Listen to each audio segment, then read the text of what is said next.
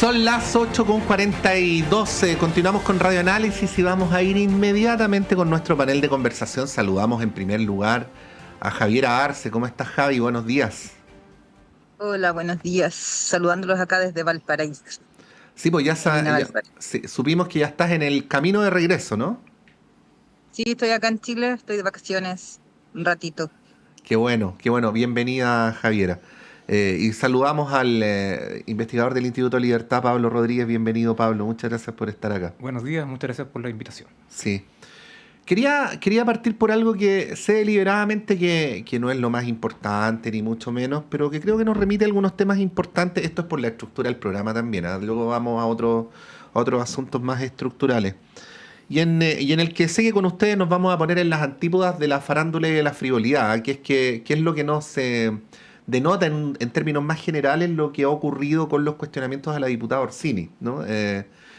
Porque esto tiene que ver con el uso del cargo, tiene que ver con situaciones que están en el contexto de casos judiciales que son muy graves y al mismo tiempo muy sensibles para el mundo feminista y que de alguna manera también desafía a un partido que ha levantado muy fuertemente las banderas de luchar contra el abuso de poder, luchar contra la violencia de género, que es el partido al que pertenece la diputada.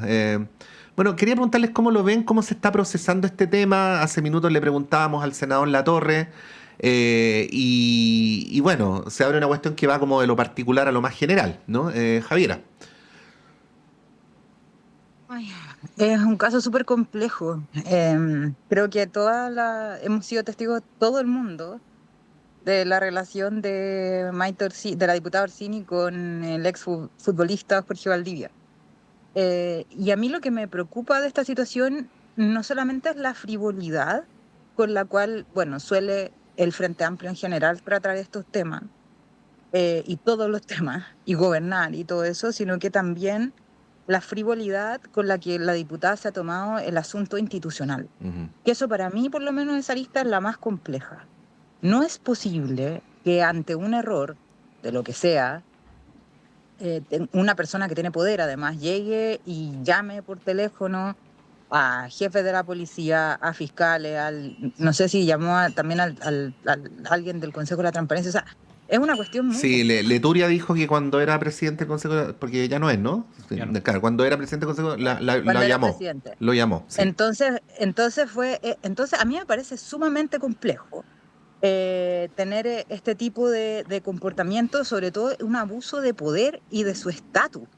Ese es el problema. Entonces, al final del día, lo que hace la diputada Orsini básicamente es horadar o seguir horadando las instituciones en una democracia que además está en crisis. Ya estamos en crisis. Entonces, la inconsciencia, la inconsistencia, la falta de criterio, la falta de tino, creo que llega a ser insoportable en este caso, ya a esta altura.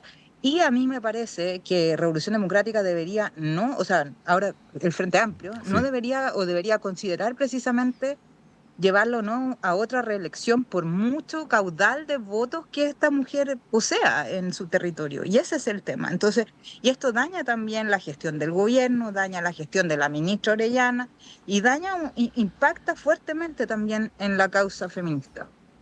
Sí. Pablo. Yo comparto, creo que sus actuaciones no están acorde al cargo que ella desempeña. Y además no es solamente un caso, sino que en un corto periodo de tiempo hemos visto sucesivamente que ella actúa de la misma manera, que llama a personas que están a cargo de investigaciones como fiscales, llama seguramente a los medios, debe tener una cercanía con mucha gente con poder, probablemente ella debe creer, en la cual hace ver sus aprehensiones frente a lo que está ella viviendo. Y uno entiende el tema personal, que debe ser duro justamente estar en la prensa por este tipo de casos. Sí, por situaciones personales. Uno lo entiende. Pero ella debiera ser capaz justamente de diferenciar lo que significa la parte humana de su rol como diputada y no seguir contribuyendo justamente a que se desprestigie más aún la actividad política. Y es evidente que ella está ocupando sus medios como diputada para ejercer poder o influencia en decisiones. Y eso es muy grave. judicialmente capaz que ninguna de estas cosas llegara a término, porque es difícil probar de alguna forma más que la llamada que puede haber significado, pero ella ha ejercido presión sobre diversos poderes o instituciones y eso no corresponde en su cargo de diputada. Alguna vez fue sancionada en la Cámara por la Comisión de Ética, pero eso es simbólico. Pero uno esperaría más bien que Eso ella... fue por una situación anterior, por una detención de Valdivia en estado de ebriedad, algo así, que ella llama también llamó a una generala de carabineros. Entonces Sí, no es la primera vez. sí. Pero más allá de sanciones éticas o no, yo creo que lo que corresponde es que ella dimensione el rol que tiene y que justamente haga algo distinto a lo que ella está haciendo. Pero también es interesante el lado de lo que significa el Frente Amplio desde el punto de vista del cupo que le ofrece o le pudiera llegar como candidata a las elecciones de diputado del próximo año. Porque también se mezcla un poco con las reformas políticas, a lo mejor no tan directamente, pero por ejemplo ella no podría renunciar a su militancia hoy día y no podría ir como independiente. Sí. Entonces ahí también hay un tema interesante que tiene que ver con que es el Frente Amplio el que podría decidir finalmente si es que la lleva o no dentro de su nómina de candidato. Y eso también abre un debate que se vincula, como digo, no tan directamente con lo que significa que los parlamentarios tengan cierto actuar, cierto orden en su forma de desempeñarse en el cargo, pero también desde el punto de vista de lo que significa la dignidad del cargo. Y creo que eso también es interesante discutir porque el Frente Amplio tiene una buena oportunidad para dar una señal relevante de lo que significan ciertos estándares. El Frente Amplio ha tenido otros parlamentarios que están vinculados a otros temas. El ejemplo más gráfico es Catalina Pérez, que también está en una situación que muy en entredicho y mucho más complicada judicialmente, ella en lo personal, pero creo que estos casos ofrecen la oportunidad para que el Frente Amplio dé una señal importante respecto a lo que significa presentar candidatos y hacerse responsable de los candidatos que lleva.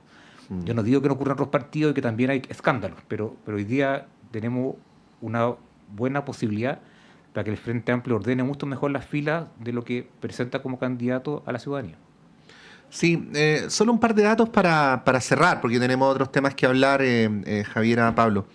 Primero, el Distrito 9. El Distrito 9 no es un distrito sencillo. Voy a aprovechar de contarles que los diputados por ese distrito, que son 7, ¿no? Son 2 del Partido Comunista, Carol Cariola y Boris Barrera, 2 del Frente Amplio, que son Mike Orsini y Andrés Giordano, una de Demócratas, que es Erika Olivera, aunque fue elegida creo que en cupo de Bópoli, ¿sí? De RN, en cupo de RN, Jorge Durán de RN también y José Carlos Mesa del Partido Republicano. El tema de la diputada en sí mismo no es que tengamos una fijación, ¿eh? O sea, lamentablemente en la Cámara actualmente tenemos muchos casos de personas que hacen usos imprudentes de su cargo, ¿no? Sino más bien esta cosa, Javiera, que es interesante en la política de cómo cuando alguien fija un estándar para el resto, termina fijándoselo a sí mismo, ¿no? Y es de alguna manera lo que le está pasando al Frente Amplio. Tú hacías mención, Pablo, al tema de la diputada Pérez y otros, y por lo tanto me da la impresión de que estas cosas son también como dilemas de maduración institucional, ¿no? O sea, ¿qué se hace? Lo conversamos hace algunos años con algunos diputados del Frente Amplio cuando no estaban en el gobierno, cuando tienes que pasar de las banderas de la superioridad moral a las banderas de las responsabilidades de Estado, del gobierno, de hacerse cargo de que todos los grupos humanos tienen imperfecciones y que tienen personas que cometen infracciones o ilícitos, en fin. Bueno, ¿cómo se resuelve ese dilema institucional para efectos de la identidad y de la acción partidaria también? ¿No? ¿Cómo ves eso, Javiera?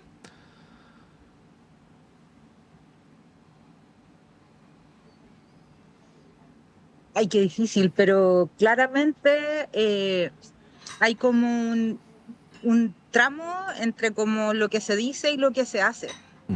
Y yo creo que una de las principales lecciones y que yo creo que hemos aprendido todos con el tiempo es que precisamente no por vociferar ni por tener discursos súper grandilocuentes y con mucha fanfarria vamos a construir realidades cuando en efecto nuestro comportamiento está siendo súper distinto y que no es libre además de los vicios de la política.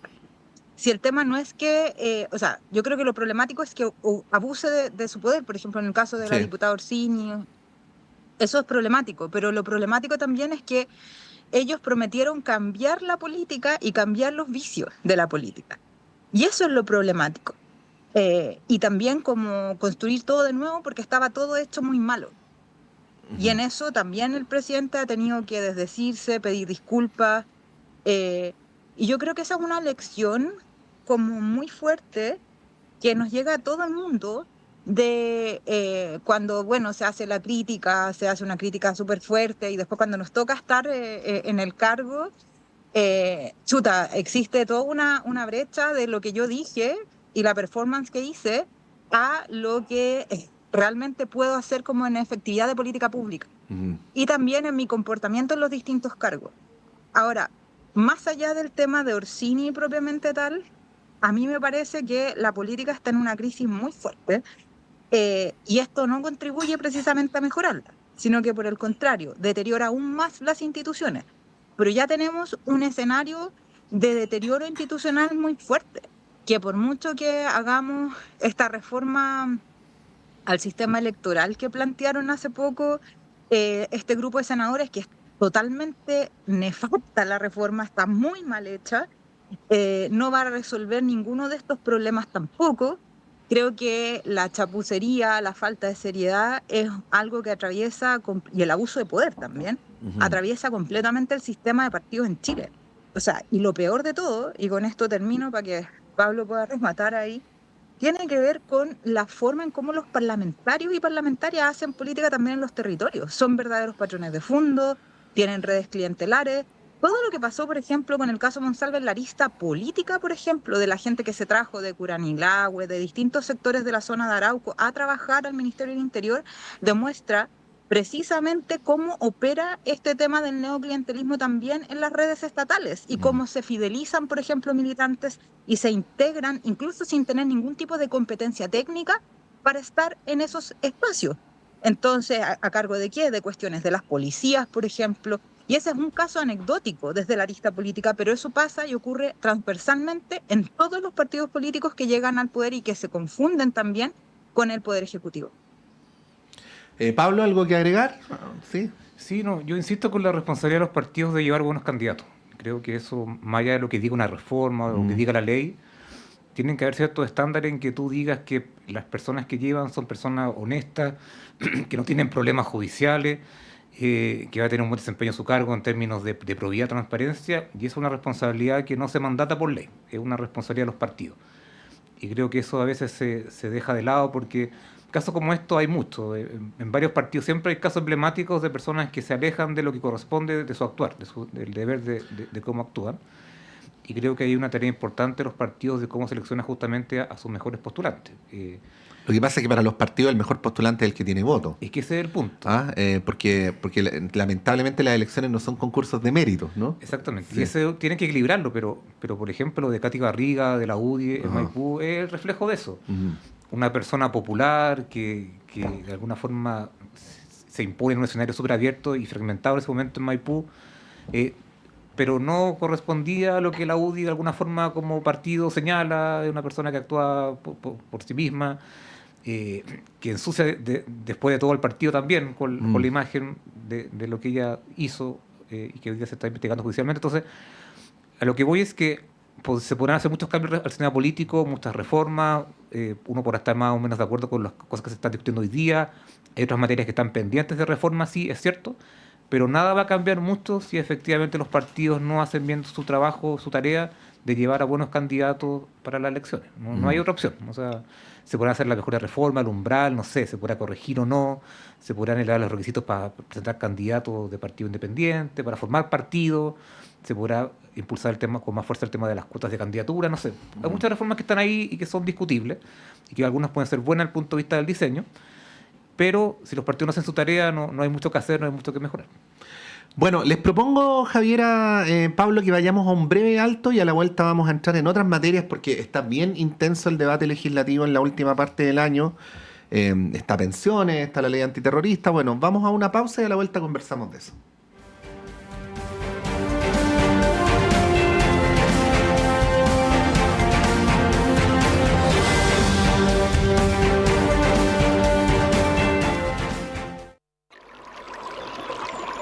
Aguas Trayén o Cascada en Mapudungún es la mejor agua purificada con tecnología de última generación. Para más información, visite su página web www.aguastrayen.com.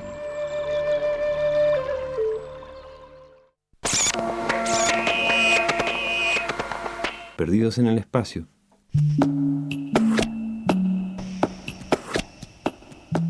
Tanta música nueva y tan breve la existencia para darse cuenta.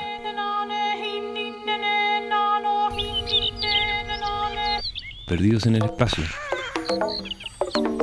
Lunes, 22 horas. Hola, soy Sebastián Beckman y quiero invitarlos a recorrer la 7ª Avenida Sur, una crónica sonora del jazz, donde bucearemos en su historia y exponentes destacados, además de una delicada selección musical. Cada sábado a las 22 horas por Radio Universidad de Chile.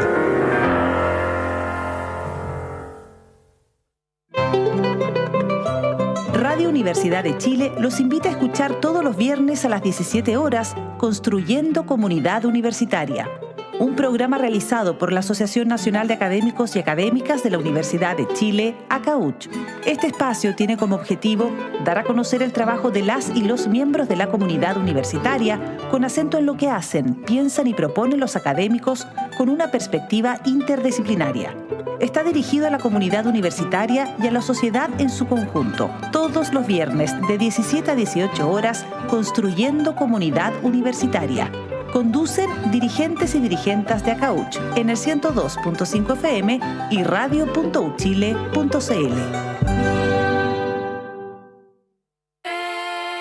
No te pierdas Memorias del Futuro, un espacio de educación en formación ciudadana y la historia popular de Chile y Latinoamérica. Saludos a todos nuestros auditores y auditoras de Radio Universidad de Chile. Les habla Jan Flores Quintana, cientista político, y les invito a escuchar todos los martes a las 22:30 horas nuestro programa Memorias de Futuro.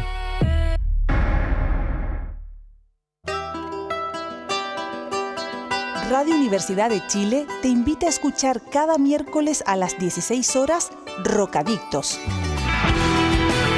Un espacio donde te enterarás de terremotos, sequías, erupciones volcánicas, aluviones y todo lo que ocurre en torno a las ciencias de la Tierra en nuestro país y el mundo. Todo eso es motivo de conversación en Rocadictos. Académicos y académicas de los departamentos de Geología, Geofísica y del Centro de Ciencias del Clima y la Resiliencia de la Universidad de Chile se reunirán cada miércoles a las 16 horas para explicar estos fenómenos y responder tus preguntas. Rocadictos, miércoles 16 horas por Radio Universidad de Chile, 102.5 FM y radio.uchile.cl.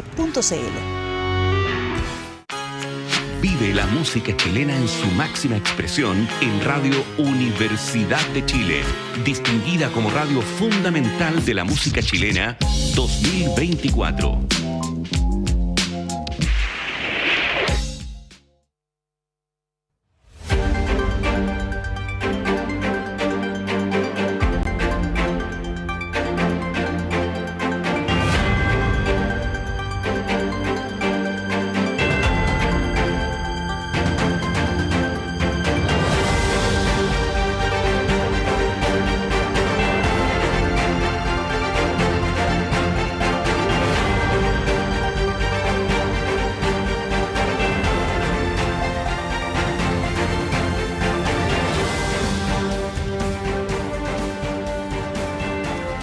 Son las 9:03, estamos con Javiera Arce y con Pablo Rodríguez en esta mañana de día viernes 13 de diciembre del año 2024.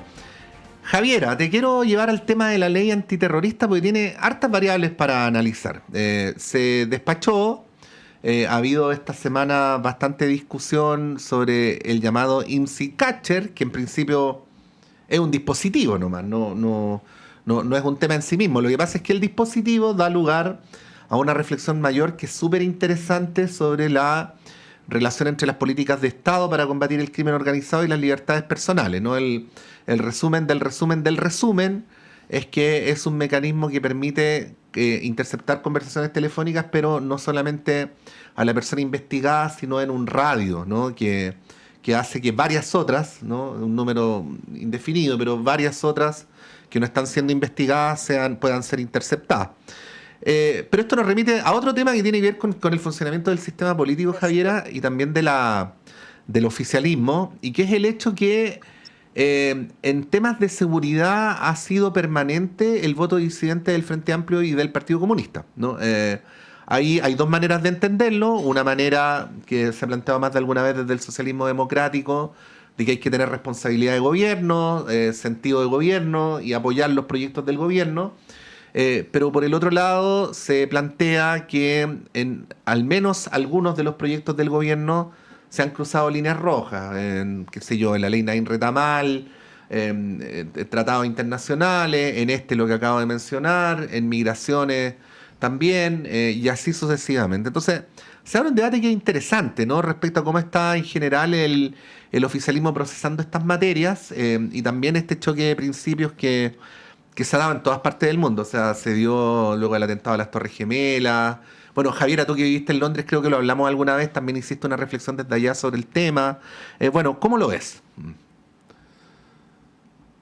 Oye, es súper complejo, porque incluso en una sociedad tan multicultural como la londinense, por ejemplo, ya se está viendo temas de xenofobia. O sea, y yo misma he sido víctima de ataques xenofóbicos también bien sutiles, pero como racismo propiamente tal. Y no me había pasado en Londres hasta este año, lamentablemente.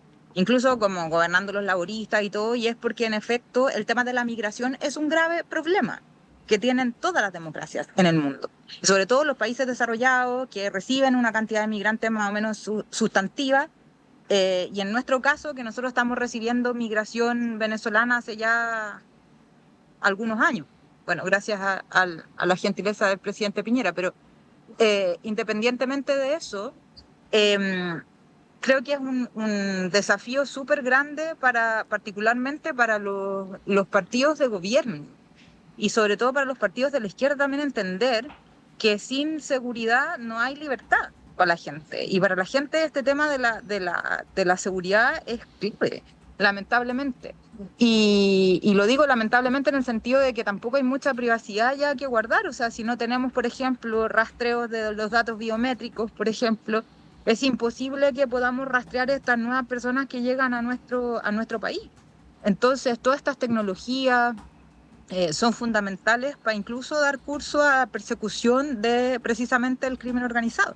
Y la sofisticación, así como los mercados, por ejemplo, se han transformado y se han sofisticado también sus técnicas y su movilidad. El crimen organizado ha hecho lo mismo.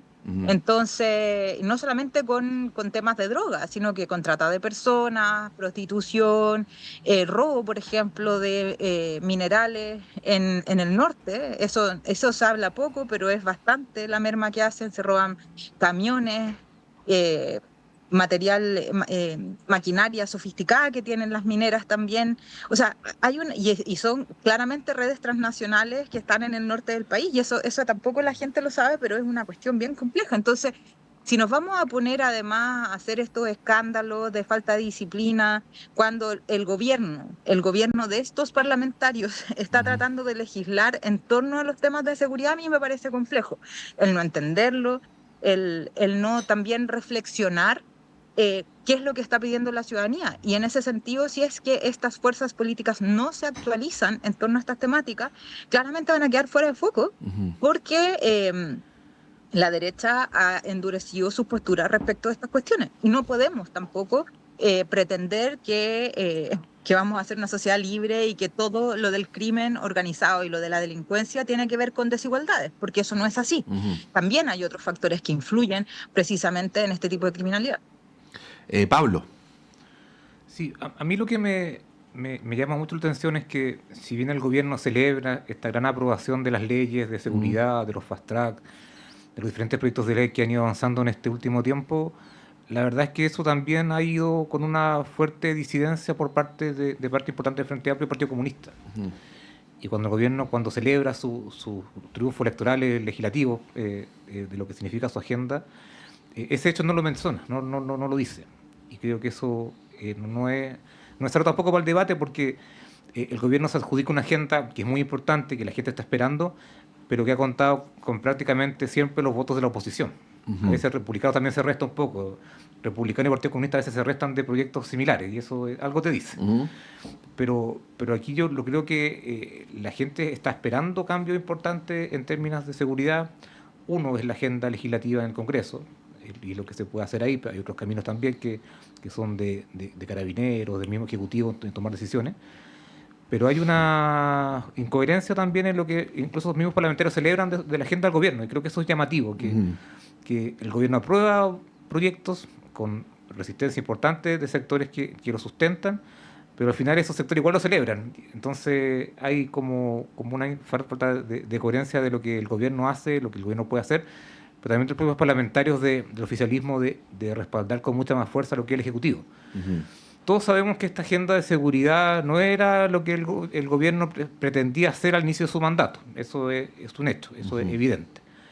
Y en el camino ha tenido que tomar decisiones más duras que otras, ha tenido que impulsar proyectos que a lo mejor no quería del todo, pero tampoco estamos hablando de proyectos que sean tan difíciles de aprobar. O sea, un proyecto puede ser mejorado legislativamente, puede que hayan ciertas cosas técnicas que se puedan mejorar en el debate legislativo, pero tú de alguna forma también estás dando señales políticas al ir aprobando.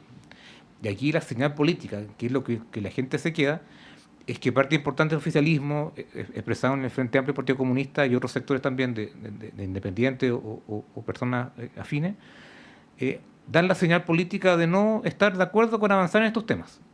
Y eso es muy problemático. Pero es legítimo, les pregunto a los dos, ¿es legítimo decir, por ejemplo, que legislar para declarar como un delito el ingreso ilegal viola la normativa internacional? ¿Se puede o no decir eso? Porque es el tipo de planteamientos que se han hecho, ¿no? En el caso de la ley Naim Retamal, yo lo digo como periodista, no había ningún experto que estuviera a favor de la ley. O sea, ustedes se acuerdan de las columnas de Hernán Corral en El Mercurio, al que nadie podría acusar de ser de izquierda, ¿no? Se han hecho algunos señalamientos que tienen que ver con un tipo de debate sobre la agenda de seguridad que a veces va un centímetro más allá de, no sé cómo llamarlo, pero del derecho internacional, por eso digo que es un debate complejo, porque en todas partes está el mismo dilema, ¿no? Sí, yo comparto eso, sí. Hay proyectos que técnicamente han generado cuestionamientos por parte de expertos y eso se puede corregir en el Congreso, para eso está. Pero el punto es que tú sistemáticamente te has enfrentado a un oficialismo que a la hora de votar las cosas se divide. Entonces no solamente la ley Naim Retamal y sus posibles efectos, no solamente lo que está pasando hoy día con el tema de la ley antiterrorista y también su aplicación, sino que tú, cuando te enfrentas a este tipo de escenarios de votaciones importantes de seguridad, siempre hay parte del oficialismo que se resta. Entonces eso le quita respaldo al gobierno, en definitiva.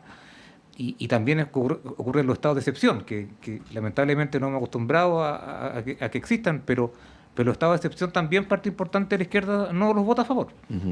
Entonces, pareciera que no están de acuerdo con nada. Y eso es problemático para el gobierno, por un lado, porque tiene que gobernar y dar señales importantes en términos de seguridad, pero también es una mala señal para la ciudadanía, porque claro, uno entiende, y comparto tu punto, Patricio, de que hay que hacer buenos proyectos, que la premura por sacar una agenda legislativa de seguridad no significa que salgan malos proyectos que después tengan problemas prácticos, y eso está bien, y esa es la orden de los parlamentarios.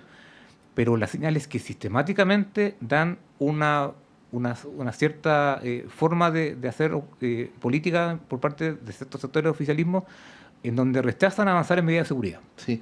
No sé, mi único punto es que a veces cuando en estos temas se legisla en estado de conmoción, la mirada sobre las libertades individuales es distinta a la que puede haber 5 años después, ¿no? Y más de alguna vez ha ocurrido que los países se devuelven o se arrepienten de algunas cosas que han legislado. Y puede que esté equivocado, pero creo que no estoy haciendo un comentario desde el buenismo. Creo, puede que sí, pero Javiera. ¿Sabes qué? Me estoy acordando de algo que pasó este año en Reino Unido, que hubo una serie de manifestaciones súper xenofóbicas, pero así brutales. O sea, y de hecho veíamos población británica, o sea, rubios, así como caucásicos, saqueando tiendas, como todo lo que nosotros nos podríamos imaginar como del estallido social que hubo en Chile, claramente, pero como con ciertos niveles de control, pero saqueaban tiendas, etcétera. Y estamos hablando de gente caucásica británica, de estos como ninis, de estos que no trabajan ni estudian, etcétera. Y el gobierno laborista tuvo que someter, primero diluir todas estas manifestaciones, que fueron súper violentas, con enfrentamientos cuerpo a cuerpo con los manifestantes, etcétera. Pero además, y ahí la Yvette Cooper, que es la ministra del Interior británica, sale diciendo que van a perseguir a los manifestantes online y offline. Entonces, al final, incluso los Twitter que pusieron los manifestantes los permitió capturar también y hacer persecución sobre ellos. Entonces, la pregunta que te hago sobre el Tratado Internacional, por ejemplo, de la libre expresión. Ajá. O sea, y estamos hablando de un gobierno de centro-izquierda, persiguiendo supuestamente la libertad de expresión, y eso era lo que acusaban los radicales de derecha, tipo Nigel Farage y otra gente como que son súper fachos y además xenófobos, etcétera.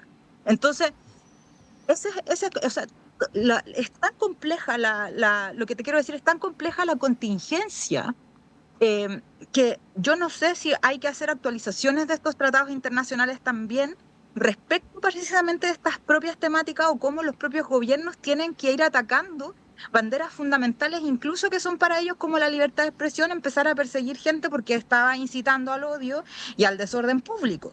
Y además a la xenofobia y la persecución en contra de los migrantes, quemando casi cuestiones afuera de los hoteles, persiguiendo a los migrantes islámicos. Entonces, están sometidos a paradojas súper fuertes. En este tema de la delincuencia es exactamente lo mismo, el tema de la migración. O sea, por eso yo no tengo una respuesta. O sea, No, hago una reflexión. yo creo que nadie la tiene, Javi, porque estamos en una época donde los blancos y negros, o sea, uno puede elegir quedarse en el blanco y negro por comodidad intelectual y política, pero es obvio que los problemas son harto más complejos que esa distinción, ¿no? O sea, no sé si te sirve mi ejemplo de los manifestantes.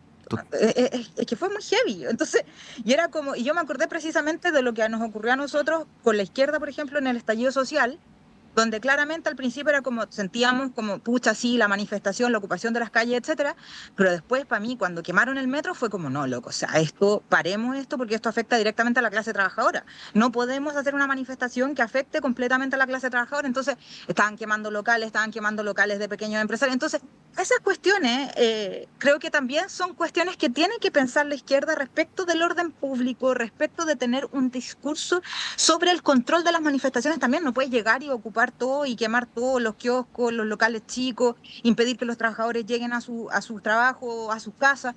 Entonces, los problemas son muy complejos y estamos sometidos a distintas encrucijadas también. ¿Pablo? Sí, no, complementar que efectivamente la agenda legislativa que se ha ido construyendo contenía cosas que no estaban en la agenda de gobierno.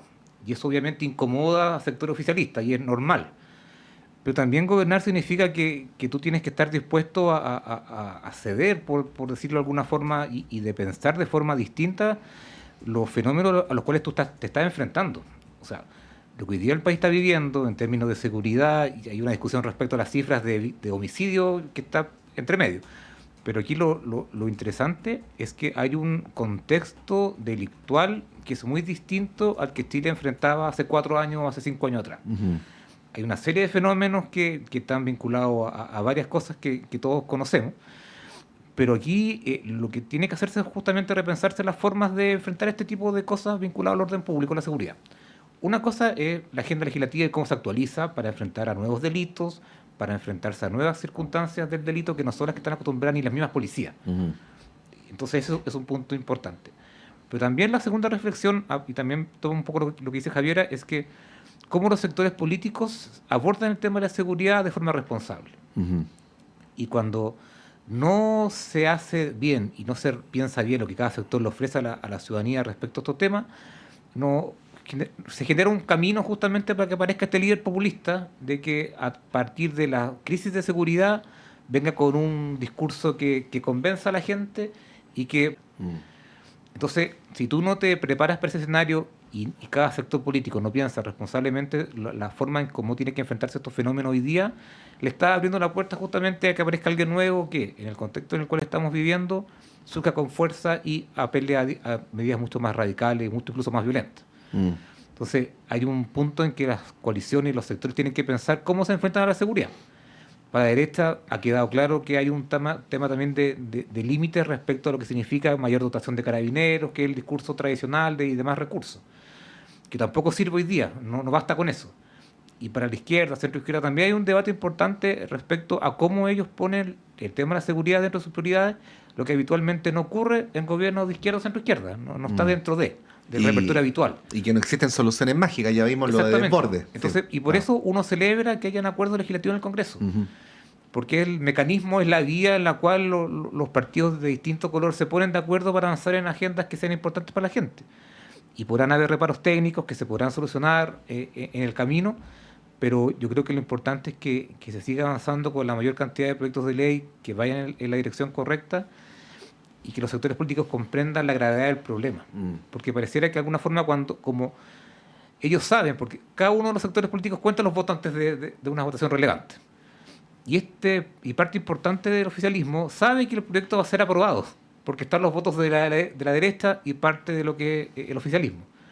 Entonces, en el fondo, lo que hacen estos parlamentarios es dar la señal política, es la señal pública, de que sí, como están asegurados los votos para aprobarlo, yo hago el punto político personal, particular de lo que hoy día yo promuevo o quiero reflejar, donde hago los reparos y los puntos políticos que creo que están de más. Igual es una anomalía, no estoy ni siquiera entrando a decir de quién es la culpa, igual es una anomalía que por las razones que sean, un gobierno, y más aún si es en una agenda específica, suela aprobar sus proyectos con una parte de los votos de la oposición y sin una parte de los votos propios, ¿no? Eso es una anomalía independientemente de quién sea el responsable, ¿no?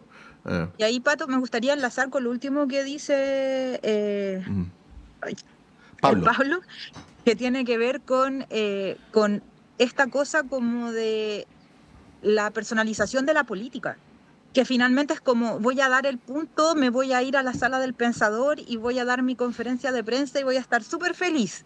Y es tan patético ver a todos los diputados de la bancada que sea hablándose a sí mismo, como tratando de figurar, y ahí de nuevo, lo mismo, o sea, tiene que ver también con el diseño. Ahora, a propósito de la reforma del sistema político, si no se cierran las listas, la personalización de la política y todo lo que vemos en estos debates tan pobres que tenemos en el Congreso va a seguir. Entonces, de nuevo, a los senadores que impulsaron esta reforma al sistema político, tómense las cosas en serio, y eso no va a ocurrir porque son incumbentes. Si no se cierra la lista y no se terminan los pactos electorales, estos personajes como Maite Orsini, como Katy Barriga, etcétera, que son muy preciados por los partidos políticos para obtener altas votaciones y ganar las elecciones, van a seguir existiendo y se van a ir profundizando aún más. No existe disciplina parlamentaria, no existe coherencia programática. La gente se cambia de partidos, arma sus propios chiringuitos. Casi el gobierno hacerse cree en este país ya es tremendo, porque finalmente tienes que negociar con 155 partidos distintos.